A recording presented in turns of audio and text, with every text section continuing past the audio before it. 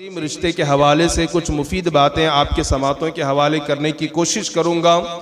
दुनिया का वो अजीम रिश्ता के जिस रिश्ते के कदमों के नीचे अल्लाह ने जन्नत को रखा है और जिस रिश्ते की अज़मत का तस्करा कुरान करीम ने अल्लाह ने बयान फरमाया है और हदीस में रसूलुल्लाह ने बयान फरमाया है, उसके मुताल्लिक मैं कुछ मुफीद बातें आपके समातों के हवाले करने की कोशिश करूँगा ताकि उस अजीम रिश्ते का तक़द्दुस और उसका अदब व एहतराम भी हम कर सकें और उस अजीम रिश्ते का ख्याल भी हम रख सकें।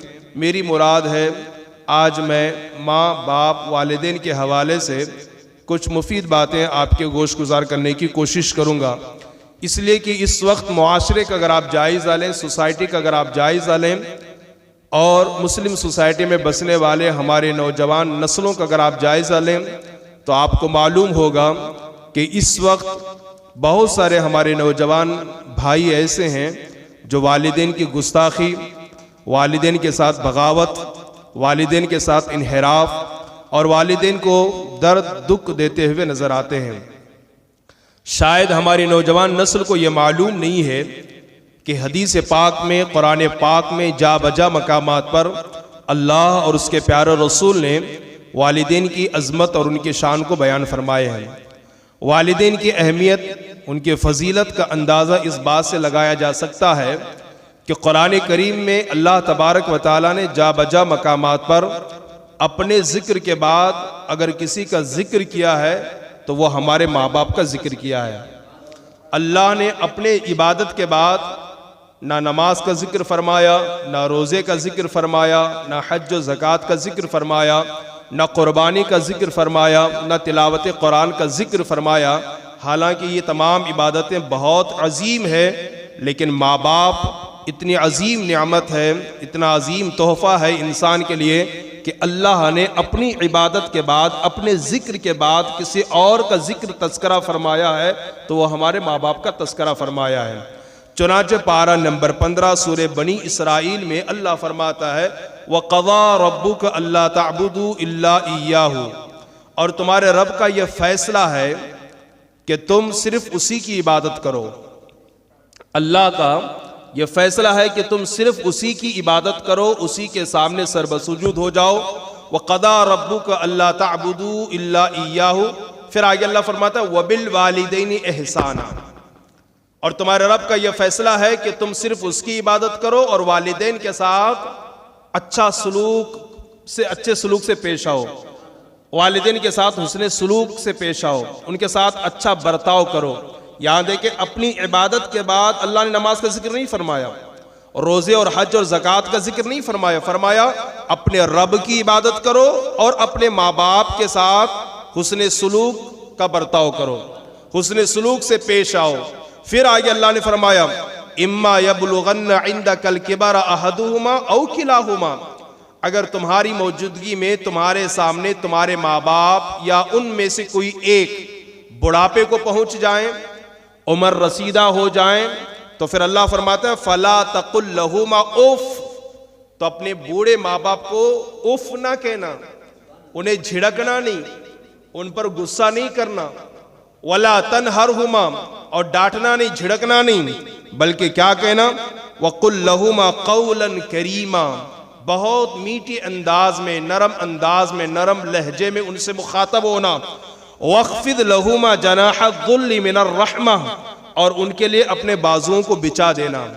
और फिर क्या कहना वकुर रब्बिरहमहुमा कमा रब्बयानी सगीरा, और अल्लाह के हुजूर यूं कहना ए अल्लाह हमारे माँ बाप पर वैसी मेहरबानी फरमा जैसे कि बचपन में उन्होंने हम पर मेहरबानी फरमाई है।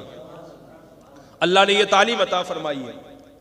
इसी तरीके से एक और मकाम पर आप देखें, अल्लाह तबारक व तआला फरमाता है ववस्सैनल इंसान बिवालिदैहि, हमने इंसान को वसीयत की है कि वो अपने वालिदैन के साथ हुस्ने सलूक से पेश आए, अच्छा बर्ताव करें। क्यों? इसलिए कि उसकी माँ ने उसको अपने पेट में रखा है, कुरान कहता है, और फिर तकलीफ पर तकलीफ को बर्दाश्त करते हुए उसको जन्म दिया है। फिर कुरान कहता है कि 2 साल तक उसकी माँ ने उसे अपने छाती के समंदर से सैराब किया है। हजार हा तकलीफ तुम्हारी माँ ने तुम्हारे लिए खातिर बर्दाश्त की है, इसलिए अल्लाह का हुक्म यह है कि तुम अपने वालिदैन के साथ हुस्न सलूक से पेश आओ। फ़ुक़हाए किराम, उलमाए किराम, मुफ़क्किरीन, दानिशवरान इज़ाम फरमाते हैं, कुरान कहता है ना, कुरान ने 3 चीज़ें बयान की। हमने इंसान को वसीयत की है कि वो वालिदैन के साथ हुस्न सलूक से पेश आए, इसलिए कि उसने तकलीफ पर तकलीफ बर्दाश्त की है। तकलीफ पर तकलीफ बर्दाश्त की है। क्या तकलीफ पर तकलीफ उसने बर्दाश्त की है?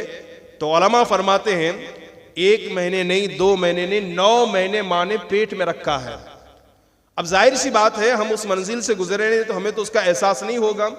फिर भी कुछ लोगों ने फरमाया कि अगर तुम महसूस करना चाहते हो कि कितनी तकलीफ होती है, कितना दर्द होता है, एक 5 लीटर का डब्बा लें, 3 लीटर का डब्बा लें पानी का, उसमें पानी भर लें और उसको अपने पेट से बांध डालें और हर हालत में उसको अपने साथ जो ना उसको बांध दें।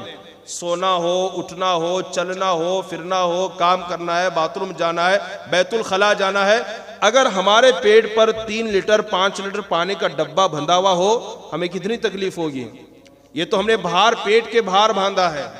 और जब बच्चा माँ के शिकम में मुंतकिल होता है बाप से, तो जैसे जैसे महीना बढ़ता जाता है वैसे वैसे माँ की तकलीफ भी बढ़ती जाती है। और फिर उलमा ने फरमाया, मुफक्किरीन ने और मुहक्किकीन ने फरमाया कि 39 हड्डियों के टूटने पर, 49 हड्डियों के टूटने पर जो दर्द होता है, आमतौर पर स्कूल में, मदरसे में जब कोई बच्चा सबक नहीं सुनाता, शरारत करता है, उस्ताद उसे डंडे से मारता है, तो कभी कभी मारते मारते वो डंडा जो ना हड्डी पे लग जाता है तो सूजन आ जाता है और दर्द होने लगता है। हड्डी टूटी नहीं है, सिर्फ हल्का सा मार लगाए तो दर्द शुरू होता है, बर्दाश्त से बाहर होता है। या मैं हड्डी की टूटने की बात कर रहा हूं। मुहक्किकीन कहते हैं, रिसर्च करें आप, तहकीक करें, मुहक्किकीन फरमाते हैं कि 49 हड्डियों के टूटने पर जो दर्द होता है, उससे ज्यादा दर्द मां को उस वक्त होता है जब वो बच्चे को जन्म दे रही होती है। कुरान में अल्लाह ने उस दर्द का जिक्र किया है, उस तकलीफ का जिक्र कुरान में अल्लाह ने किया है।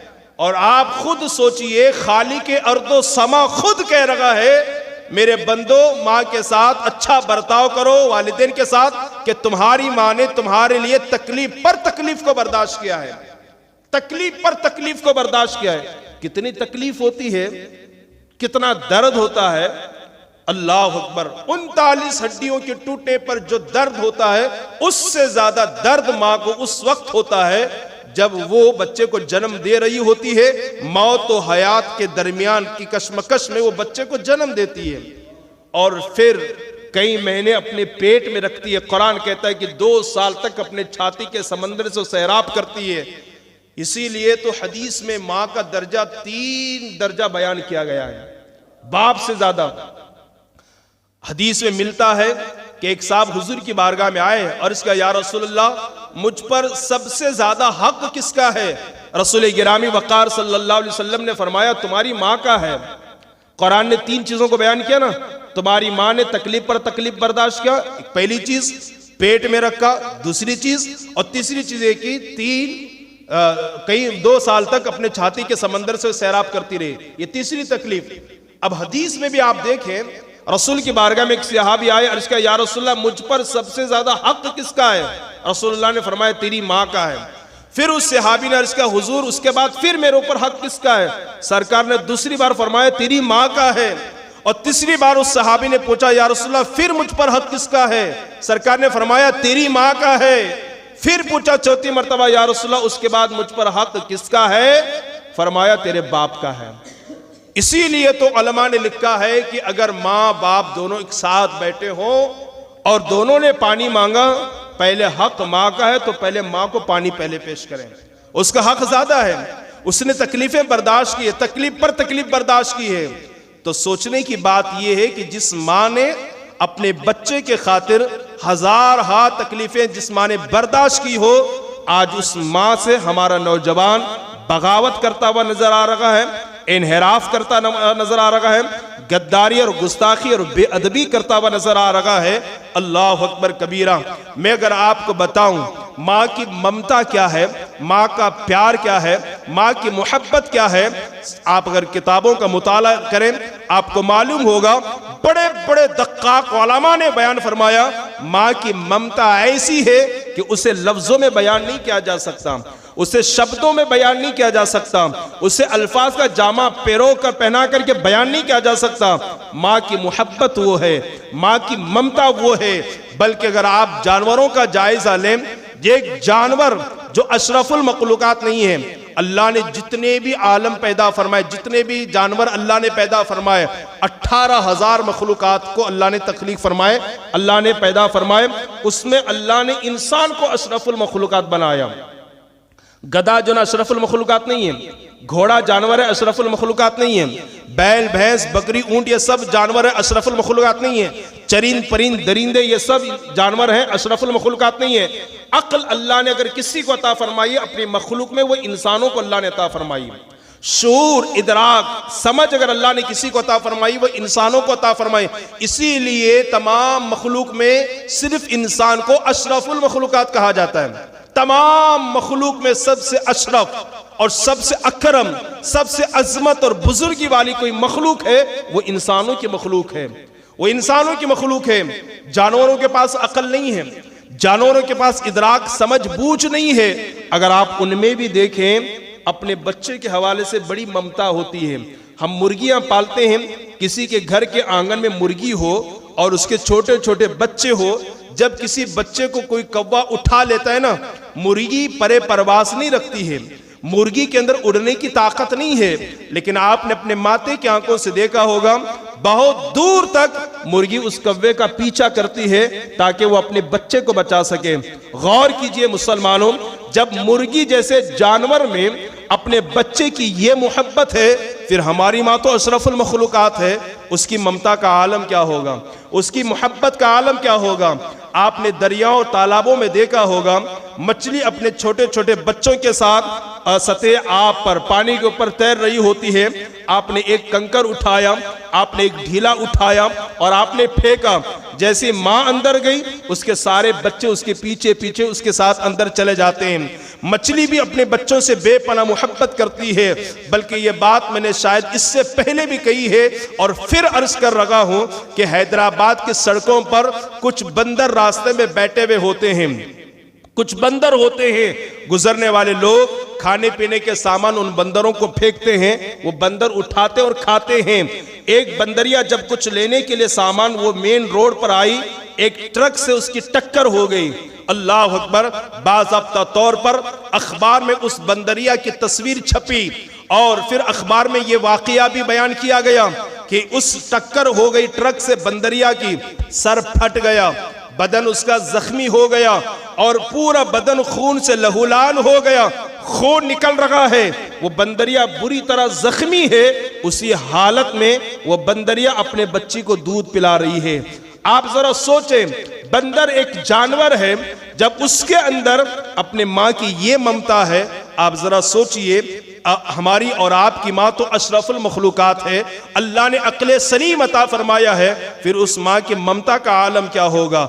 माँ का मकाम और मर्तबा बहुत अर्फ आला है, बहुत बुलंदो बाला है। बल्कि मैं अगर आपको अहादीस की रोशनी में अर्ज करूं, माँ उस अजीम हस्ती का नाम है, माँ उस अजीम सरमाए और दौलत का नाम है कि कोई अगर उनको वसीला बना करके दुआ करे, अल्लाह उनकी दुआ को कबूल फरमा लेता है। आपको मालूम है, एक सहाबी हुजूर की बारगाह में आए, अर्ज किया, या रसूल अल्लाह, मुझसे बड़ा गुनाह सरजद हो गया है, मुझसे बड़ी खता वाक़ई हो गई है, क्या तौबा का कोई रास्ता भी है, तौबा का कोई तरीका और जरिया भी है। आका करीम ने फरमाया, क्या तेरी माँ जिंदा है?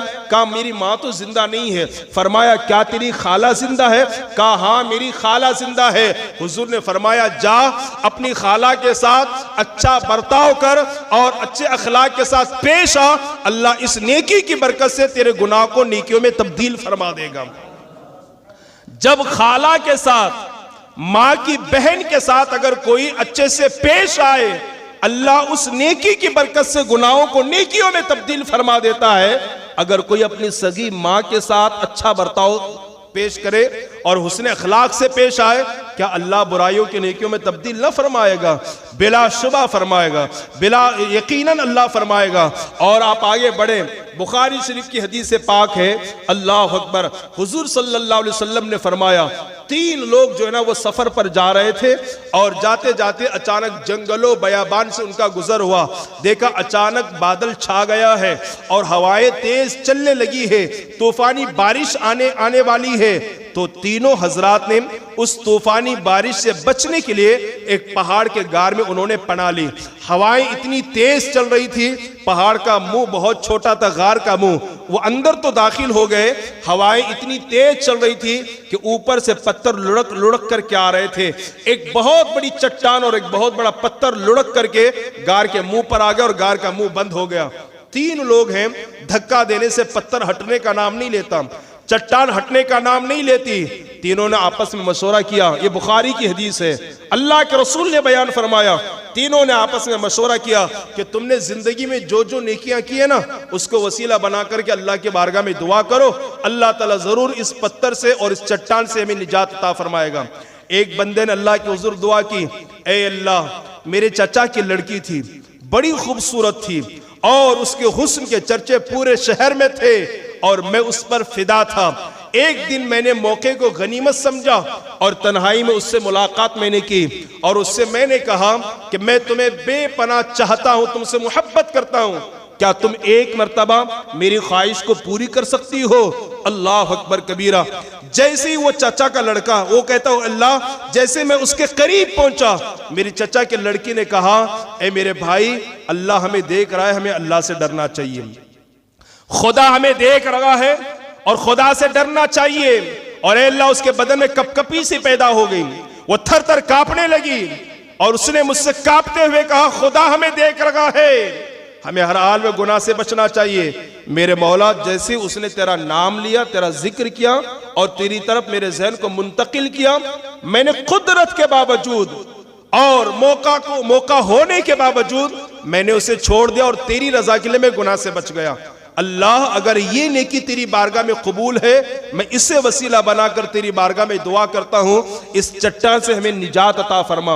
बुखारी की हदीस है कि उस बंदे की दुआ कबूल हुई और अल्लाह ने चट्टान को थोड़ा से हटा दिया, पत्थर थोड़ा सा हट गया।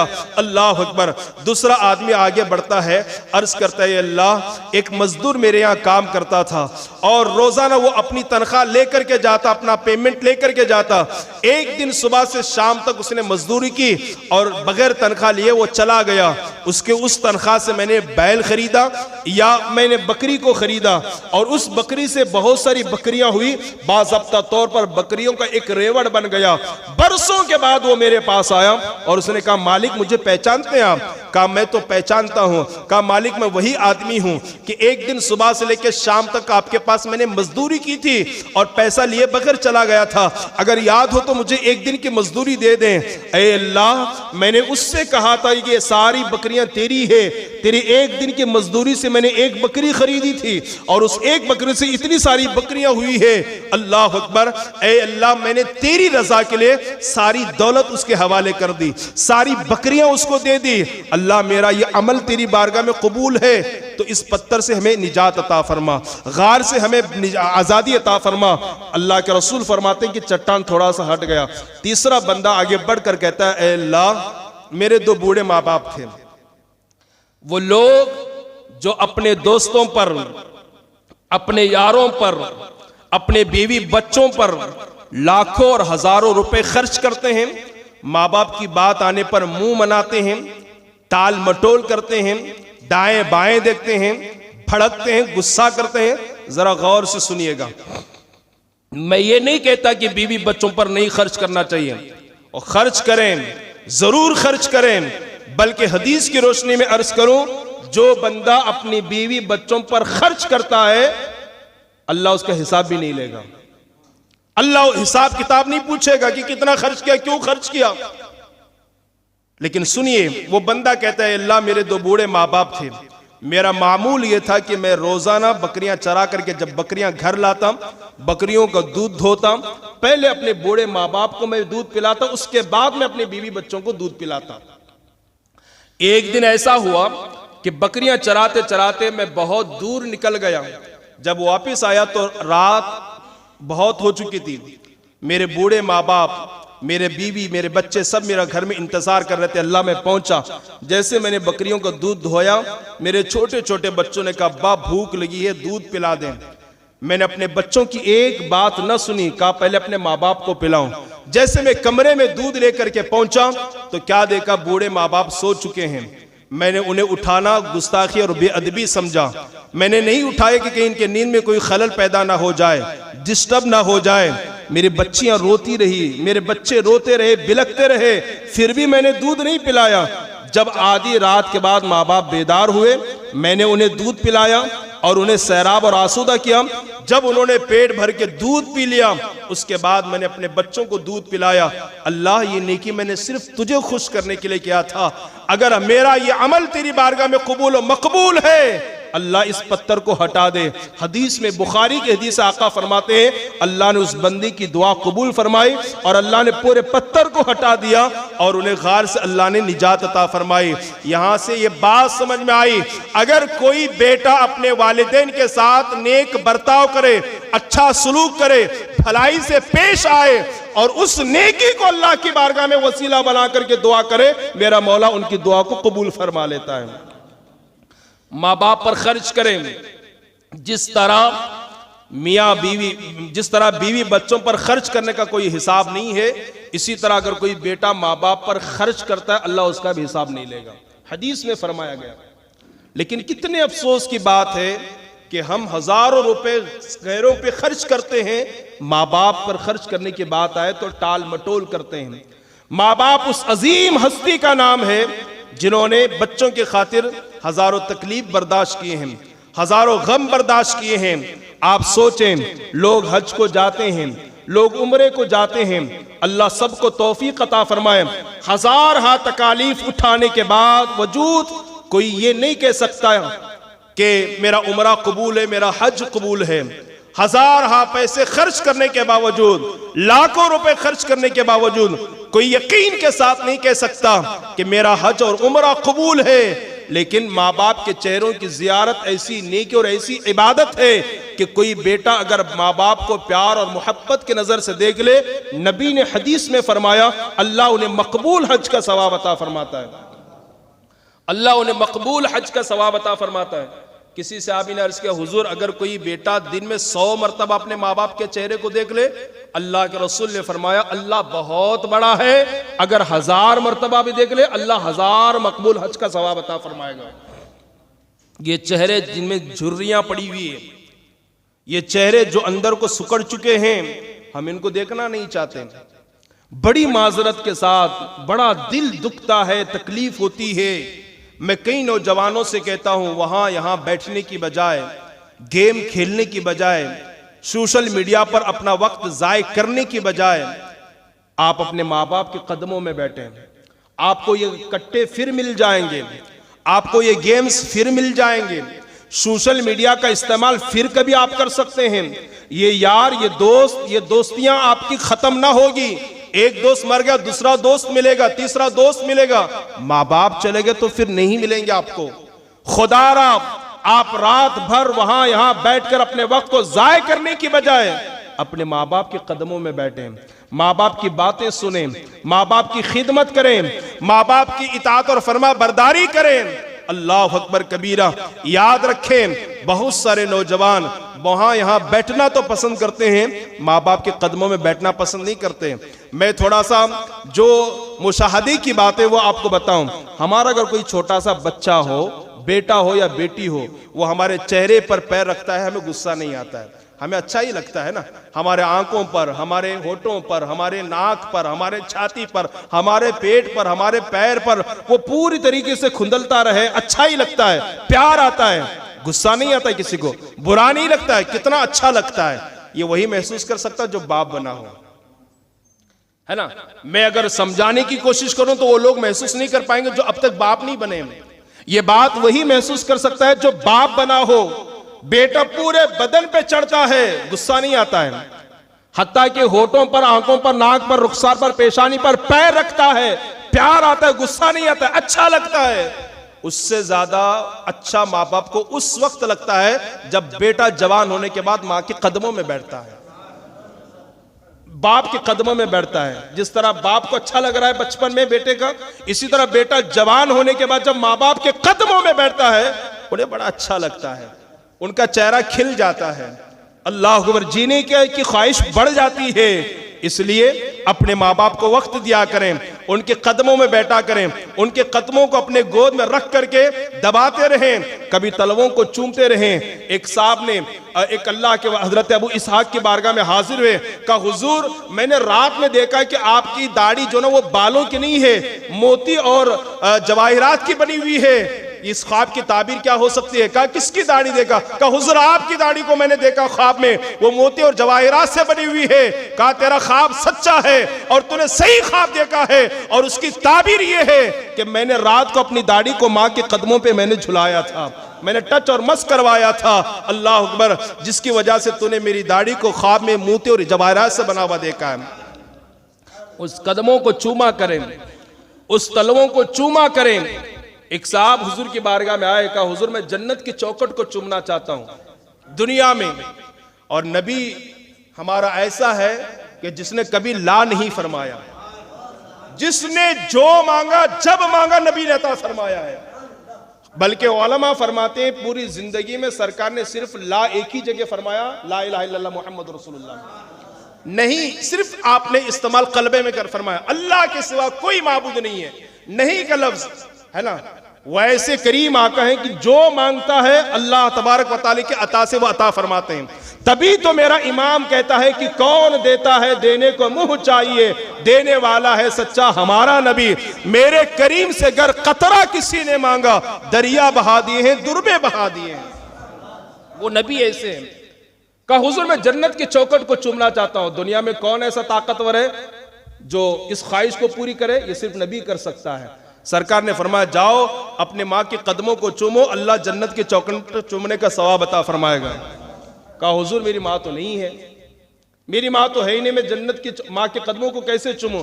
जा उसकी कब्र पर जाकर पायंती की तरफ, यानी जिस तरफ कदम है उस तरफ जाकर के तुम बोसा दे देना, अल्लाह जन्नत के चौखट को चूमने का सवाब अता फरमाएगा। फरमाया, अर्ज किया हुजूर मुझे ये भी नहीं मालूम कि माँ की कब्र कहाँ है। फरमाया जा अपने घर में एक लकीर खींच और उसी लकीर को माँ की कब्र तस्वुर कर और उसी को चूम ले, मौला जन्नत की चौखट चूमने का सवाब अता फरमाएगा। ये माँ की कदमों को चूमने की बरकतें हैं। जो चूमा गोया कि उसने वो जन्नत की चौखट को चूम लिया। यहां लोगों को माँ के पीछे पीछे चलने में शर्म आती है, थैली पकड़ करके। मैं डॉक्टर हूं, मैं एमएलए हूं, मैं इंजीनियर हूं, मैं अमीर आदमी हूं, मैं साहिब सरवत हूं, मैं कैसे चलूं? अल्लाह अकबर कबीरा। माँ की कद्र क्या करें, माँ का एहतराम क्या करें।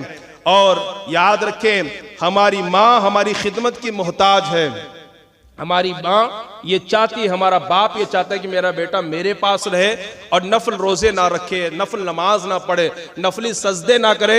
मैं आपको मशवरा देता हूँ नफली रोजों को छोड़ दें, नफली नमाजों को छोड़ दें, नफली इबादत को छोड़ दें और माँ बाप की खिदमत करें। कसम रब्बे काबा की, अगर आप खिदमत करेंगे नफल नमाज पढ़ने पर, रोजा पढ़ने रखने पर जो सवाब मिलने वाला था ना, उससे ज्यादा सवाब आपको अल्लाह इसमें अता फरमाएगा, अल्लाह इसमें अता फरमाएगा। बल्कि बाज़ रिवायतों में फरमाया गया माँ अगर खिदमत की मोहताज है, आपने नफली रोजा रखा, नफली नमाज पढ़ा, तो आपकी इबादत आपके मुंह पे मार दी जाएगी।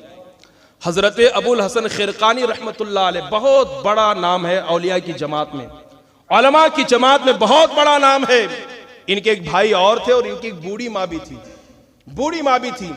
और इन दोनों भाइयों ने अपनी अपनी जिम्मेदारियां तकसीम कर ली थी कि एक दिन हजरत अबुल हसन खिरकानी रहमतुल्लाह अलैह माँ की खिदमत करते और उनके भाई इबादत करते मस्जिद में, दूसरे दिन उनके भाई माँ की खिदमत करते और ये इबादत करते। इस तरह जिंदगी कट रही थी। एक दिन हजरत अबुल हसन खिरकानी रहमतुल्लाह अलैह के भाई ने कहा भाई आज माँ की खिदमत करने की बारी मेरी है और इबादत करने की बारी आपकी, नमाज पढ़ने, सजदा करने, तिलावत कुरान की बारी आपकी है। मेरी गुजारिश ये है कि माँ की खिदमत आप कर लें, मैं इबादत करता हूँ। हजरत अबुल हसन खिरकानी रहमतुल्लाह अलैह ने सुना तो फरमाया ठीक है मैं इसके लिए तैयार हूँ। अब ये माँ की खिदमत कर रहे हैं हजरत अबुल हसन खिरकानी रहमतुल्लाह अलैह और ये मस्जिद में इबादत कर रहे हैं। आधी रात गुजरने के बाद गैब से आवाज आई, ए बंदे जा, अबुल हसन खिरकानी के सदके में हमने तुम्हारी मगफिरत कर दी।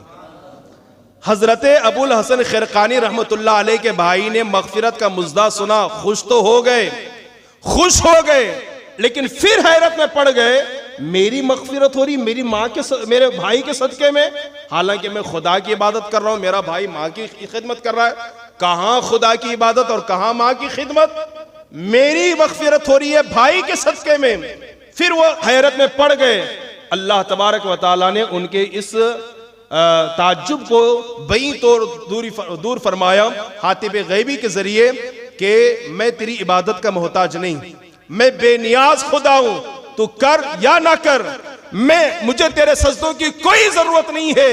लेकिन तेरी माँ तो तेरी खिदमत की मोहताज थी ना, तेरी माँ को तेरी खिदमत की जरूरत थी ना, तो उसे छोड़ करके यहां पर आ गया। ये राज उनके भाई पर खुल गया और यहां से ये बात समझ में आई कि अगर हमारी माँ, हमारे वालिद, हमारे वालिदैन अगर हमारी खिदमत के मोहताज है तो फर्ज नमाजों को नफल नमाजों को छोड़ दें, नफल इबादत को छोड़ दें और माँ की खिदमत करें, अल्लाह उससे ज्यादा सवाब हमें अता फरमाएगा। फर्ज नमाज को तो पढ़ना है कंपलसरी, फर्ज रोजों को रखना है, लेकिन जो नफली इबादत हैं वो माँ की खिदमत करें, अल्लाह उससे ज्यादा सवाब हमें अता फरमाएगा। बल्कि हुक्म ये है कि बेटा अगर नफली इबादत में मसरूफ है, माँ ने पुकारा तो बेटे पर जरूरी है कि नफली इबादत को छोड़ दे, फौरन माँ की खिदमत में हाजिर हो जाए, फौरन। माँ उस अजीम हस्ती का नाम है, बाप उस अजीम हस्ती का नाम है, उस अजीम दौलत का नाम है कि उनके हुक्म की तामील करना हमारे लिए जरूरी है। बल्कि अगर माँ बाप काफिर भी हो ना, गैर मुस्लिम भी हो ना, तो हुक्म यह कि उनकी खिदमत की जाए। हुक्म यह है उन्हें दीन की तरफ बुलाया जाए, लाए तो सुभान अल्लाह। और अगर उनकी किस्मत में कुफ्र ही लिखा हुआ है, बेटा होने की हैसियत से उनकी खिदमत करना भी बेटे के लिए जरूरी है। ये बेटा होने के नाते माँ बाप की खिदमत करेगा, अल्लाह उनको जज़ाए खैर अता फरमाएगा। हजरत उमर ने अपने बेटे से कहा, बेटा तो अपनी बीवी को तलाक दे दे। हजरत अब्दुल्ला बिन उमर, हजरत अब्दुल्ला सहाबी के बेटे हैं, सहाबी इब्ने सहाबी हैं। हजरत उमर ने अपने बेटे से फरमाया, बेटा तो अपनी बीवी को तलाक दे दे। हालांकि उनकी बीवी जो है ना, हजरत उमर की बहू हजरत अब्दुल्ला की बीवी नेकुकार है, खूबसूरत है, नमाजों की पाबंद है, पर्दे की पाबंद, हर एतबार से मुत्तकिया, परहेजगार, फिर भी उन्होंने तलाक नहीं दी। हजरत अब्दुल्ला हुजूर की बारगाह में कहा, हुजूर मेरे वालिद कह रहे हैं उमर कि मैं अपनी बीवी को तलाक दे दूं, हालांकि वो खिदमत करती है, नमाजों की पाबंद है, शरीयत की पाबंद है, सुन्नत की पाबंद है, मेरे वालिद कह रहे कि मैं तलाक दे दूं, कोई शरई कोई गलती नहीं है, फिर भी कह रहे हैं। जानते सरकार ने क्या फरमाया? कहा, अब्दुल्ला तुम्हारे बाप का हुक्म है, दे दो, दे दो। आप जरा सोचिए। फिर बाद में सरकार ने हजरत उमर से पूछा, क्यों आपने कहा, क्यों, उसका वो तफसील अलग है, लेकिन सरकार ने फरमाया, ए अब्दुल्ला उमर का हुक्म है, बाप का हुक्म है, तलाक देने के लिए कह रहे तो दे दो। आप जरा सोचिए माँ और बाप की अजमत कितनी है कि अगर वो बेटे से कह दें कि बीवी को तलाक दे दो तो हुक्म है कि एक तलाक को दे दें, बाद में रजात कर लें, लौटा लें। एक तलाक से औरत निकाह से निकल नहीं जाती, औरत जो है ना वो निकाह में होती है, वो इद्दत के अंदर रुजू कर सकता है, और रुजू करने के लिए कोई मियाँ बीवी जैसा सुलूक कर ले, वापस वो उसके निकाह में आ जाएगी। ये माँ की अजमत है, बाप का एहतराम है, बड़ी अजीम दौलत है ये हमारे लिए। अगर किसी के लिए माँ दुआ कर दे, अल्लाह ताला उसे दुनिया में अजाब में गिरफ्तार फरमा देता है। हदीस में फरमाया गया, क़यामत के दिन सबसे बड़ा अजाब जिसको दिया जाएगा वो चंद किस्म के लोग हैं। एक जालिम बादशाह है, जो बादशाह अपने रियाया पर जुल्म करता है, बदतरीन उससे अजाब दिया जाएगा, सबसे सख्त अजाब से दिया जाएगा। एक वो शख्स है जिसने नबी को कत्ल किया हो या उसे किसी नबी ने कत्ल किया हो। फॉर एग्जाम्पल, ये बंदा है, किसी के नबी को उसने कत्ल किया, सबसे बड़ा अजाब उसे दिया जाएगा। या एक बंदा वो है जिसे किसी नबी ने कत्ल किया हो, उससे सबसे बड़ा अजाब दिया जाएगा। हो गए 3 लोग। और चौथा कौन है? फरमाया, जो आलिम अपने इल्म के मुताबिक अमल ना करे, जो आलिम अपने इल्म से फायदा ना उठाए, क़यामत के दिन सबसे बदतरीन अजाब उसे दिया जाएगा। और 5वां कौन है? सरकार ने हदीस में फरमाया, जो बेटा अपने माँ बाप का नाफरमान है, जो बेटा अपने माँ बाप को रुलाता है, अजियतें और तकलीफें पहुंचाता है, ऐसे बेटे को क़यामत के दिन सबसे बुरा अजाब दिया जाएगा। अब हम में से कौन बचेगा? कौन माँ बाप का गद्दार नहीं है इल्ला माशाअल्लाह? कौन माँ बाप का बागी नहीं है इल्ला माशाअल्लाह? कौन माँ बाप का गुस्ताख नहीं है इल्ला माशाअल्लाह? कौन माँ बाप को रोने पर मजबूर नहीं करता इल्ला माशाअल्लाह? कौन माँ बाप को दर्द और दुख नहीं देता इल्ला माशाअल्लाह? आप जरा सोचो और अंदाजा लगाएं। बहुत बच्चों के माँ बाप ऐसे हैं कि बेटे से बात करना हो तो डरते हैं, सोचते हैं अभी मैं बोलूंगा तो बेटा भड़केगा। बहुतों के बच्चे ऐसे हैं कि बाप डरता है, मां डरती है, नहीं नहीं मैं नहीं बोल सकती, भड़केगा, वो गुस्सा करेगा। खुदा की रहमत हमसे रूठी हुई है, ये दोनों खुदा की रहमत है। हदीस में रसूलुल्लाह ने फरमाया रिदा रब्बी फी रिदल वालिदैन, अल्लाह की खुशी माँ बाप की खुशी में है, वह सख्त रब्बी फी सख्तिल वालिदैन औ कमा काल, और अल्लाह की नाराजगी माँ बाप की नाराजगी में है। कोई भी इबादत करके, हज करके, नमाज पढ़ के, रोजा रख के, हज कुर्बानी करके सिर्फ जन्नत में नहीं जाएगा अगर माँ बाप उसके नाराज है। अगर माँ बाप उसके नाराज है, इस्लाम में सिर्फ नमाज रोजा हज इबादत ही इबादत नहीं है, माँ बाप की खिदमत करना भी बहुत बड़ी इबादत और नेकी का काम है, बहुत बड़े सवाब का काम है। बड़े खुश नसीब हैं वो लोग जिनके माँ बाप जिंदा हैं, जिनके वालिदैन जिंदा हैं। उन वो रूठे हुए हैं तो उन्हें मना लीजिए, है ना, उनको मना लीजिए। माँ बाप जो है ना वो बहुत चाहते हैं बच्चों को, बहुत ज्यादा चाहते हैं, बहुत ज्यादा चाहते हैं। बेटा जितनी बड़ी चाहे गलती क्यों ना कर ले, एक मर्तबा अपने आप को सरेंडर कर ले ना, झुक जाए माँ बाप के सामने ना, और आजिज़ी के पर बिछा दे, माँ बाप सीने से लगाएंगे, खुश हो जाएंगे, वो माफ करेंगे। अपने बच्चे की हर गलती वो माफ करते हैं। माँ बाप रोते हैं, उनका दिल, उनके दिल में अल्लाह ने वो मोहब्बत पैदा फरमा दी है, वो प्यार अल्लाह ने मोहब्बत में। मैं देखिए अभी जो ना है तो माँ बाप खिदमत कर ले, बाद में मौका नहीं मिलेगा। मैं एक मरतबा अपने वालिद साहब को गांव से लाया डॉक्टर पास दिखाने के लिए। एक साहब सामने आ गए, वो साहब अभी भी हैं मजलिस में बैठे हैं यहाँ पर। का क्या हजरत अभी आप अपने वालिद को लाए? कहा थोड़ी तबीयत खराब थी, डॉक्टर को दिखाने के लिए लाया था, डॉक्टर को दिखाने के लिए लाया था। तो फौरन उनकी आंखें नम हो गई। एक जुमला बेसाख्ता उनकी जबान से निकला, हजरत अब ये खिदमत हमें करना चाहे तो नहीं हो सकता ना? आपके बाप जिंदा हैं, आप कर रहे हैं ना खिदमत, अब अगर मैं ये फायदा उठाना चाहूं, ये काम, ये नेकी का सवाब मैं अगर करना चाहूं तो नहीं कर सकते ना? आज है कर लीजिएगा, कल चाहेंगे ख्वाबों में इनकी तस्वीर, इनकी ज़ियारत हो जाए, ख्वाब में भी ये नसीब नहीं होंगे। ख्वाब में भी समझाने के लिए कहा गया है, खुदा खुदा होने में वाहदहू ला शरीक है, खुदा खुदा होने में वाहदहू ला शरीक है, उसके अलावा कोई खुदा हो ही नहीं सकता, कोई नहीं हो सकता उसके अलावा खुदा। इसी तरह माँ होने में वाहदहू ला शरीक है, कोई माँ की जगह ले ही नहीं सकती। बाप की दूसरी बीवी को मां कहा जाएगा, लेकिन जिस मां ने 9 महीने पेट में रखा, तकलीफ पर तकलीफ बर्दाश्त करके जन्म दिया, और जिस मां ने 2 साल तक छाती के समंदर से सैराब किया, उस मां की जगह दुनिया में कोई नहीं ले सकता। वो मां होने में एक तन्हा है, वहदहू ला शरीक है, उसकी कदर कर लें। क्या हमने नहीं देखा आज अगर हमारे बच्चे पेशाब कर देते हैं तो हमारी बीवियां उन्हें अपने छाती पर सुलाती है और गीले बिस्तर पे खुद सो जाती है? हमारी मां ने भी तो ऐसे ही किया होगा ना? क्या हमने नहीं देखा कि जब हमारे बच्चे टॉयलेट करते हैं, पाखाना पेशाब करते हैं, जिस हाथ से मां खाती है, रोटियां बनाती है, उसी हाथ से उसका पाखाना साफ करती है। कभी नाक पे उंगली नहीं रखती, कभी उल्टी नहीं करती, कभी घिन महसूस नहीं करती, कभी नफरत महसूस नहीं करती है। अल्लाह अकबर, अपने खाने वाले हाथ से उसने हमारा पाखाना को साफ किया है। अल्लाह अकबर, आज हम अपने बच्चों से, आज हमारी बीवियां और हमारी माएँ करती हैं। हमारी माँ ने भी तो हमारे साथ ऐसा सुलूक किया होगा ना? तकलीफ उन्होंने बर्दाश्त की है, हजारों गम बर्दाश्त करके उन्होंने पाला पोसा बड़ा किया। किसी ने क्या खूब कहा है कि एक माँ ने 4-4 बेटों को पाला पोसा, परवरिश किया, तालीम दिया, एजुकेशन दिया, शादी करवाई, लेकिन अफसोस यह है कि 4-5 बच्चों से एक माँ पली नहीं जाती, नहीं पली जाती। कोई बीवी कहती है तुम्हारी माँ खांसती रहती है, कोई बेटा चाहता है कि मेरी माँ मेरे भाई के घर में रहे, मेरे घर में ना रहे, कोई ये चाहता है कि वो मेरे घर पे ज्यादा ना आए। किसी की बीवी कहती है कि तुम्हारी मां मेरे बेटे को अपने गोद में ना ले। अल्लाह अकबर, ऐसे ऐसे वाकयात सामने आते हैं। आप जरा सोचिए और अंदाजा लगाइए, आज हम माँ बाप को कितना दुख देते हैं, कितना दर्द देते हैं, कितनी तकलीफ देते हैं। माँ की इज्जत करें।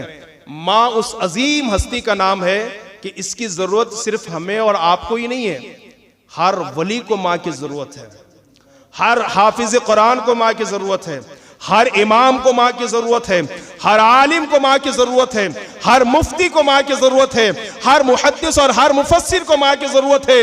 वली तो वली है, सिहाबी को माँ की जरूरत है। अरे सिहाबी तो सिहाबी है, अंबिया और नबियों को माँ की जरूरत है। माँ की जरूरत, माँ उस हस्ती का नाम है। हजरत मूसा अलैहिस्सलाम कोई तूर पर जाते थे ना, पहाड़ पर अल्लाह से कलाम करने के लिए, हम कलाम होने के लिए, तौरात लेने के लिए बहुत मर्तबा गए आप अल्लाह से हम कलाम होने के लिए। तूर पर जाते, आप पहाड़ पर चढ़ते और हमेशा जाते अल्लाह से हम कलाम होते, तौरात लेकर के आ जाते। एक मर्तबा रब ने फरमाया, ए मूसा अब संभल करके आना। एक मर्तबा मूसा अलैहिस्सलाम पहाड़ पर चढ़कर जा रहे थे, अल्लाह ने फरमाया मूसा संभल करके आना। अल्लाह की बारगाह में हजरत मूसा ने अर्ज़ किया, मौला इससे पहले 1000 मर्तबा आया, कभी तूने संभलने को नहीं कहा, आज संभलने को क्यों कहता है?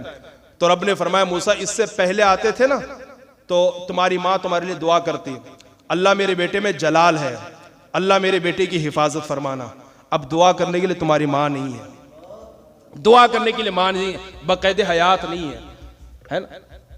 हुजूर सल्लल्लाहु अलैहि वसल्लम सहाबा के साथ तशरीफ फरमा है। माँ को धक्का देने वालों, गाली गलोच करने वालों, भड़कने वालों, घर से बेघर करने वालों, बीवी की बातों में आकर, यारों की बातों में आकर उन्हें अपने गुस्से का निशाना बनाने वालों, जरा सोचो सोचो। मेरा नबी वो है कि जिसके सदके में अल्लाह ने कायनात को वजूद बख्शा है। रब ने फरमाया कि अगर मैं इस मोहम्मद को पैदा न करता और अपनी रुबूबियत का इजहार करवाना मकसूद न होता तो मैं पूरी कायनात को वजूद नहीं बख्शता। कायनात को मैंने वजूद बख्शा है मोहम्मद के सदके में, और जब तक मोहम्मद सल्लल्लाहु अलैहि वसल्लम हमारे दरमियान है, ये चांद सूरज का वजूद रहेगा, ये कायनात रहेगी। अल्लाह ने अपने हबीब के सदके में पूरे कायनात को वजूद बख्शा है, और सारी कायनात उनकी रजा चाहती है, उनकी खुदा की रजा चाहती है, और खुदा उनकी रजा चाहता है। खुदा की रजा चाहते हैं दो आलम, खुदा चाहता है रजाए मोहम्मद। वो नबी की जिनका अदब जानवर भी करते हैं, वो नबी की जिन पर दुरूद पत्थर और कंकर पड़ते हैं, वो नबी की जिनकी बारगाह में दरख्त हाजिर होकर सलामी पेश करते हैं, वो भी माँ का अदब करते हैं। हुजूर सहाबा के साथ बैठे हैं, एक बूढ़ी खातून आई, हुजूर उठ खड़े हुए, जाने कायनात है, रहमतुल लिल आलमीन है, महबूब आजम है खुदा के, उठ खड़े हुए, सरकार ने अपनी चादर बिछा दी, उस बूढ़ी खातून को हाथ पकड़ करके चादर पर बिठाया, और जब तक वो बूढ़ी खातून बात करती रही, हुजूर हाथ बांध करके तवज्जो के साथ सुनते रहे, गौर से सुनते रहे। मैं किसकी बात कर रहा हूं? जाने कायनात की बात कर रहा हूं, हबीबे खुदा की मैं बात कर रहा हूं, सारे नबियों के इमाम की मैं बात कर रहा हूं, रहमतुल लिल आलमीन की मैं बात कर रहा हूं, जिनके सदके में अल्लाह ने कायनात को वजूद बख्शा है, उस जाते गिरामी की मैं बात कर रहा हूं। हाथ बांधकर पूरी तवज्जो के साथ सुनते रहे। उस बुढ़िया ने बहुत देर तक गुफ्तगू की, जब बात खत्म हो गई, सरकार ने हाथ पकड़ के उठाया और दरवाजे तक जाकर के रुखसत किया, और फिर फरमाया कि जब चाहें आप आए। आकर हुजूर बैठ गए। सहाबा ने पूछा, हुजूर ये खातून कौन है जिसका अदब आप इतना करते हैं? सरकार ने फरमाया, ये मुझे दूध पिलाने वाली मेरी माँ हजरत हलीमा सादिया है। जब दूध पिलाने वाली माँ का अदब जाने कायनात इतना कर रहे हो, सोचिए जन्म देने वाली माँ का अदब कितना करते होंगे। क्या हुजूर की ये तालीम हमारे लिए, हुजूर का ये किरदार हमारे लिए नमूने अमल नहीं है? मेरे बुजुर्गों, मेरे नौजवान भाइयों, खुदारा अपने माँ बाप का एहतराम करें, अपने माँ बाप की इज्जत करें। ये बड़ी अजीम दौलत है, बड़ी अजीम नियामत है। जिनके माँ बाप जिंदा हैं उन्हें बात करने के लिए कहीं और जाना नहीं पड़ता है। हाँ, जिनके जिंदा नहीं है उन्हें कब्रिस्तान जाना पड़ता है, वो मिट्टी के नीचे दबे हुए हैं, और उनसे सलाम कलाम करने के लिए वहां जाना पड़ता है। हमारे माँ बाप तो हमारे घर जिंदा हैं, हमारे घर जिंदा है। ये इतनी अजीम हस्ती है ना, आखिरी बात, इतनी अजीम हस्ती है ना, आला हजरत के वालिद ने अपनी किताब में लिखा है, अल्लामा नकी अली खान है कि नहीं, उन्होंने अपनी किताब में लिखा है, जो बेटा अपने माँ बाप के लिए मगफिरत की दुआ नहीं करता हर नमाज के बाद, अल्लाह ऐसे बेटों की नमाज को कबूल नहीं फरमाता। कहाँ हम दुआ करते हैं? हमें इतनी भी ढंग और इतना भी हमें तरीका नहीं मालूम कि हाथ उठाकर अपने माँ बाप के लिए दुआ कर रहे हैं। तीजे में याद रखा, 9 दिन में याद रखा, चहलों में याद रखा, बरसी बरसी में याद रखा, बस खत्म। हाँ, बहुत कुछ ऐसे हमारे नौजवान भाई है जो जुम्मा जुम्मा अपने माँ बाप की कब्र पर जाते हैं, वरना भुला दिया हमने उनको, फरामोश कर दिया हमको।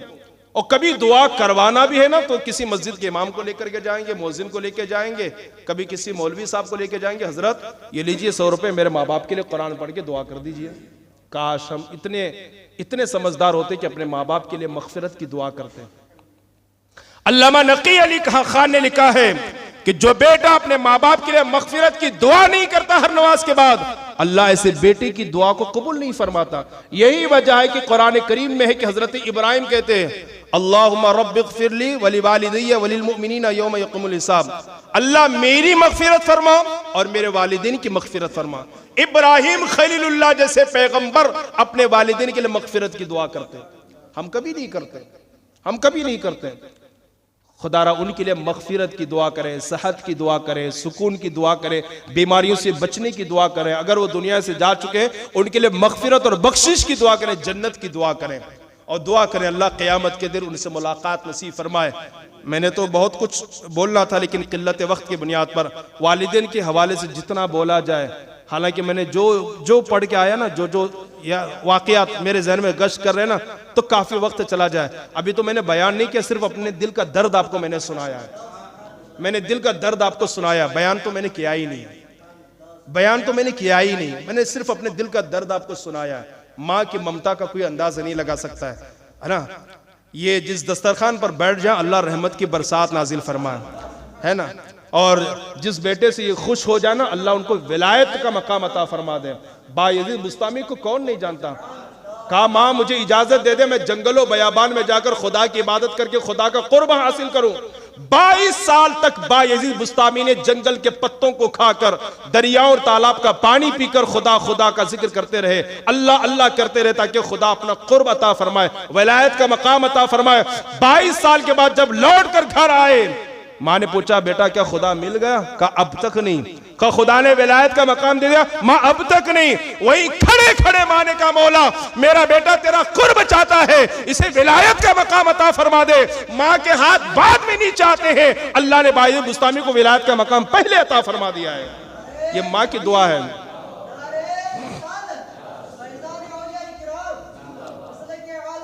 माँ की दुआ में वो ताकत है कि माँ की दुआ बच्चे को विलायत का मकाम अता करती है। तो बीमारियों से निजात क्यों नहीं दिलवाएगी? तकालीफ से निजात क्यों ना दिलवाएगी? परेशानियों से निजात क्यों नहीं दिलवाएगी? कभी माँ के से कहो ना माँ मेरा कारोबार ठप पड़ गया दुआ कर दे, नहीं करवाते।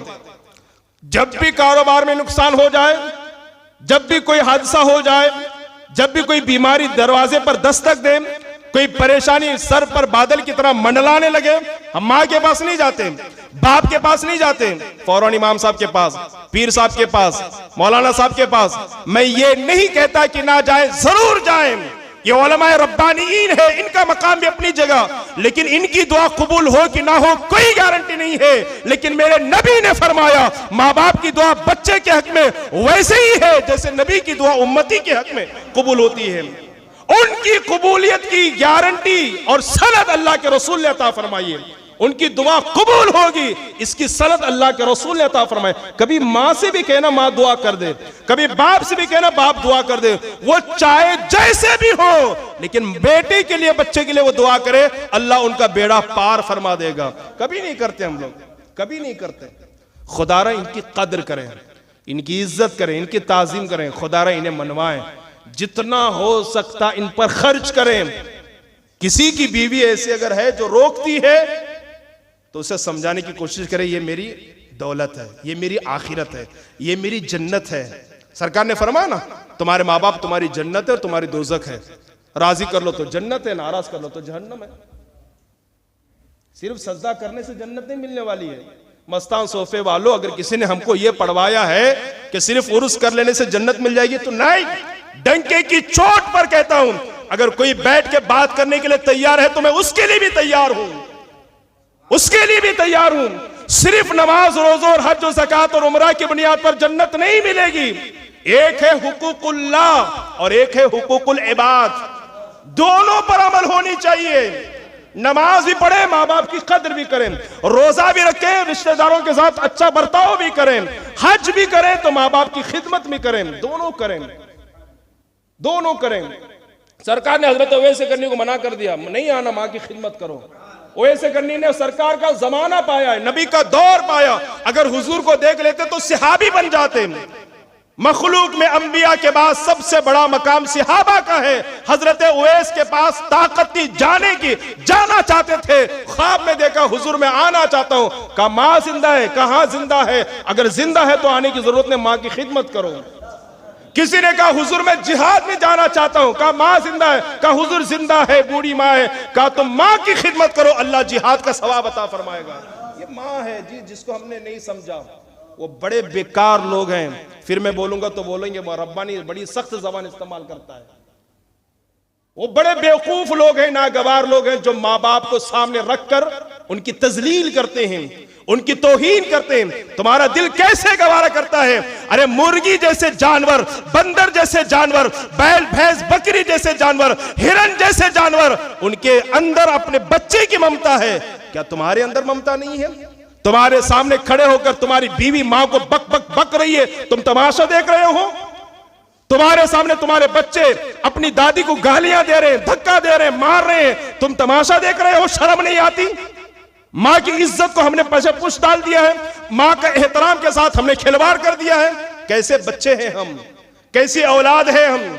बाप का जनाजा नहीं पढ़ सकते, बाप के लिए मां के लिए मगफिरत की दुआ नहीं कर सकते, उनके लिए आजिज़ी के बाजू हम नहीं बिछा नहीं सकते, उनकी दवाई के लिए हम पैसा खर्च नहीं कर सकते। शर्म नहीं आती अपने आप को औलाद कहते हुए?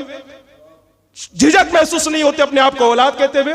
हजारों रुपए बर्थडे के लिए खर्च करने के लिए है, डीजे ला करके नाचने के लिए, शरीयत के खिलाफ काम करने के लिए हमारे पास पैसे हैं, और उसमें देने के लिए, संदल में देने के लिए, सबके लिए पैसे हैं। मां के इलाज के लिए हमारे पास पैसे नहीं है। एक मां रोती रही मेरे पास, मुझे इलाज करवाना है, 2000 की जरूरत है, बच्चे हैं, दौलतमंद है, उसकी मां कह रही है मुझे इलाज के लिए पैसे नहीं है। किसी और की बात नहीं कर रहा, इसी मस्तान सोफी की बात कर रहा हूं। जिसको बोल रहा हूं समझ रखा है, बात चाहे अच्छी लगे बुरी लगे। तुम्हें शर्म नहीं आती अपने आप को बेटा कहलवाने पर, औलाद कहलाने पर? किस मुंह से तुम कहते हो कि मां का जब तुम इलाज नहीं करवा सकते हो, मां की तुम खिदमत नहीं कर सकते हो, मां को तुम खाना नहीं दे सकते हो, मां बीमार है, बीवी बच्चे होकर खुद कपड़े धो रही है, मां बीमार है, परेशानी है, तंगदस्ती का शिकार है, अपना कामकाज खुद कर रही है, मां के पास उठने की, चलने की, फिरने की ताकत नहीं है, वो लकड़ी का सहारा लेकर के चल रही है। हम सहारा बनने की कोशिश नहीं करते? हजरात गिरामी, तुमने अगर ऐसा किया ना, तुम्हारे बच्चे 2 कदम आगे बढ़कर तुम्हारे साथ वैसा करेंगे। इसलिए कि ये किसी दुनियादार का फरमान नहीं है, ये मदीने वाले आका का फरमान है। नबी ने फरमाया कमा तदीनु तुदान, तुम जैसा करोगे सो तुम्हारे साथ वैसा किया जाएगा। ये मलमाशी तक कमा तदीनु तुदान, जो दिल में आए वो करो, जिसकी इज्जत उछालना है उछालो, जिसके साथ जो खिलवाड़ करना है करो। लेकिन सुनो, पूरी दुनिया झूठी हो सकती है, पहाड़ अपनी जगह छोड़ सकता है, जमीन अपनी जगह छोड़ सकती है, आसमान अपनी जगह छोड़ सकता है, मेरे नबी का फरमान कभी झूठा हो नहीं सकता। वो जबान तो सिर्फ नबी की है, कलाम खुदा का होता है जी। कुरान में रब ने फरमाया नबी अपनी तरफ से कुछ नहीं कहता, जो कहता वही कहता जो खुदा कहलवाना चाहता है। उस नबी ने फरमाया कि तुम जो करोगे सो तुम्हारे साथ वैसा किया जाएगा। मां को धक्का देने वाले क्या समझे? तुम्हारा बेटा जिसको तुमने डॉक्टर बनाया है, इंजीनियर बनाया है, आपने आलिम बनाया है, आपने ऑफिसर बनाया है, वो कल तुम्हें धक्का नहीं देगा? कसम खुदा की देगा। नहीं देगा ना तो बेटा नहीं पोता तो जरूर देगा। नबी का फरमान है। कद्र कीजिए, हाथ जोड़कर वालिदैन का एहतराम कीजिए, उनके चेहरे में अल्लाह ने हज मकबूल का सवाब रखा है। जब आदमी का दिल दुखता है ना, वो गुलो गुलजार की बात नहीं करता, सिर्फ चीखना और चिल्लाना जानता है। यही हाल है। खुदारा उनकी इज्जत करें, उनकी कदर करें, उनका एहतराम करें। आप अगर मस्तान शाह बाबा के मजार पर चादर डालने के लिए पैसे नहीं देंगे तो ये नाराज नहीं होंगे? है ना। आप अपने माँ बाप के लिए चादर नहीं दोगे ना तो ये जरूर नाराज होंगे। उनको चादर की जरूरत नहीं जी, एक चादर है बस काफी है। उनकी कब्र को तो अल्लाह ने जन्नत बना दिया है जी, जन्नत बना दिया है। अगर निगाह हो, वो ताकत हो तो देखिए, अल्लाह ने उनकी कब्रों को जन्नत बना दिया है। वो जन्नत की नेमतों से लुत्फ अंदोज हो रहे हैं। ये तुम्हारी चादर लेके कि वो मोहताज नहीं है। एक चादर आपने डाल दी बस खत्म। अब मेरे ख्याल से झाड़ पेरा और रंगा उर्स भी होने जा रहा ना। मैं नौजवानों से अल्लाह उसके रसूल का वास्ता देकर कहता हूं, अगर रत्ती बराबर भी झाड़ पेरा बाबा की मोहब्बत तुम्हारे अंदर है तो फजूल जो वहां पर खुराफात होते हैं उसे छोड़ दे, उसका बायकाट करे। उनकी मोहब्बत में अपनी मां के कदमों में दौलत को निचावर करे, कसम खुदा की वो खुश हो जाएंगे। और अगर सुन ले कि अगर तुमने अपने माँ बाप को रुला करके तुमने दरगाह का बड़ा उर्स किया, बड़ा संदल निकाला, गुलाम रब्बानी बात करने को तैयार है कुरान और हदीस की रोशनी में, तुम्हें जर्रा बराबर कोई नेकी नहीं मिलेगी। वो भी तो यही चाह रहे कि तुम्हारे माँ बाप पहले खुश हो जाएं। तुम यहां इनको रुला करके वहां चले हो जन्नत का टिकट लेने के लिए। ऐसा तमाचा पड़ेगा ना, और ऐसी जर्ब पड़ेगी ना, और ऐसी लाठी पड़ेगी ना, कहीं मुंह दिखाने के काबिल नहीं रहेंगे। उनकी भी रजा तो यही है कि पहले जाओ अपने माँ बाप को खुश करो। वो तुम्हारे चादरों के मोहताज नहीं है। हमारी कौम की माँ बहन बेटियां बेपर्दा घूम रही है, सरों पे दुपट्टे नहीं है। अब चादर पे चादर चढ़ाते जा रहे हो। जिनको चादर की जरूरत है उनको चादर दो। मैं दरगाह की और उसका मुखालिफ नहीं जी, कौन भी मेरी सुन्नियत में शक नहीं करना, लेकिन सच्चाई यही है, हमारे आला हजरत का फैसला है कि जब तक एक चादर बोसीदा ना हो जाए, पुरानी ना हो जाए, फट ना जाए, दूसरी चादर की जरूरत नहीं है। हाँ, अब ये गली से एक चादर जाएगी, वो गली से एक चादर जाएगी, वो गली से एक चादर लगी। 5,000 का लेकर तूने 11,000 का, 22,000 का, कौन बोला भी तुमको? वो आलिमों से पूछो, कुरान से पूछो, हदीस से पूछो, उलमा से पूछो, आला हजरत से पूछो। मसले के आला हजरत के हम मानने वाले तो इंशाल्लाह मसले के आला हजरत पर अमल करेंगे। और अगर इस पर बोलना जुर्म है, कोई माइक लाल मेरे इस कलाम को जुर्म साबित नहीं कर सकता। किसी एक आलिम से लिखवा के लाइए, मां को नाराज करके आप बड़ा उर्स करे तो जन्नत मिल जाएगी, नहीं, उनके यहां से भी बद्दुआ निकलेगी तुमको। तो खुदारा मां को के कदमों में डालिए, पैसे निचावर कीजिए, हाथ जोड़ करके रिक्वेस्ट है। फजूल कामों को जो शरीयत के खिलाफ होगा वो हम नहीं करेंगे, बस खत्म। जो कुरान और हदीस के खिलाफ होगा वो काम हम नहीं करेंगे इंशाल्लाह, बात खत्म। इस पर दुनिया क्या बोलती है उससे कोई गरज नहीं है। दुनिया तो सिर्फ इतना बोलेगी आपके मरने के बाद इन्ना लिल्लाहि व इन्ना इलैहि राजिऊन, इसके अलावा कुछ नहीं बोलेगी। लोगों को डर है, अगर मैं डीजे में पैसे नहीं दिया तो पता नहीं मोहल्ले वाले मेरा इंतखाब करेंगे कि नहीं करेंगे, लोग मेरे बारे में क्या बोलेंगे। कुछ नहीं बोलेंगे मेरे भाई, कुछ नहीं बोलेंगे, कुछ नहीं बोलेंगे। क्यों ये दुनियादारों का ख्याल करते हैं? दुनिया क्या बोलती क्या नहीं बोलती? क्या एक साहबी ने नहीं कहा था, दुनिया क्या समझती है क्या नहीं समझती, लोग क्या कहते हैं क्या नहीं कहते, मुझे इसकी कोई परवाह नहीं है। मुझे तो सिर्फ इस बात की परवाह है कि मेरा नबी कैसा बोलता था। मैं मुस्कुरा कर बातें करूंगा इसलिए कि मेरा नबी मुस्कुरा कर बात, उन्हें तो सिर्फ नबी की परवाह है, हमें तो यहां दुनियादारों की परवाह है। सेठ साहब, मोहल्ले वाले, जमात वाले नाराज ना हो जाए, ये हमें परवाह है। हासिल कलाम ये है, माँ बाप की इज्जत करें, करेंगे ना इंशाल्लाह, कद्र करें।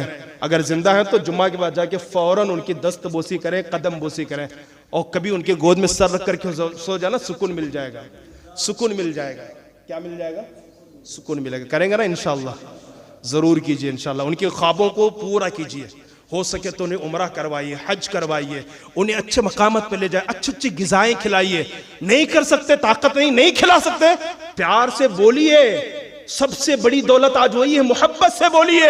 वो आपके जुमले सुन करके जान में जान आ जाएगी जी, 4 साल और जीने की तमन्ना होगी, मेरा बेटा इतना अच्छा है। करें ना इंशाल्लाह। अल्लाह ताला सबको तौफीक अता फरमाए। वमा अलैना इल्लल बलाग। चंद ऐलान